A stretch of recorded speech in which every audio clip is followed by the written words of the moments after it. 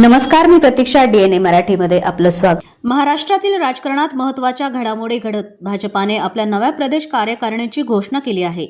दीर्घकाळाच्या प्रतीक्षेनंतर जाहीर झालेल्या या यादीमध्ये अनेक नव्या चेहऱ्यांना संधी देण्यात आली असून आगामी निवडणुकांच्या पार्श्वभूमीवर पक्ष संघटन मजबूत करण्याचा स्पष्ट संदेश देण्यात आला आहे. विशेष म्हणजे नगर जिल्ह्यासाठी अभिमानाची बाब ठरावी अशी निवड करत माजी खासदार डॉक्टर सुजय विखे पाटील यांना थेट प्रदेश उपाध्यक्ष पदाची जबाबदारी देण्यात आली आहे. डॉक्टर सुजय विखे पाटील यांना राज्य पातळीवर मोठी जबाबदारी भाजपचे प्रदेशाध्यक्ष रवींद्र चव्हाण यांनी मुंबईतून नव्या कार्यकारिणीची घोषणा केली. या घोषणेत डॉक्टर सुजय विखे पाटील यांच्यासह इतर 10 जणांची प्रदेश उपाध्यक्षपदी निवड जाहीर करण्यात आली आहे.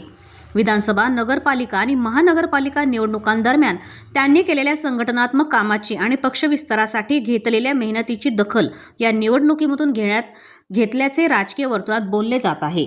तर ही सर्व नावं मी खालीलप्रमाणे आहेत ते मी आपणा सर्वांसमोर वाचून दाखवतो.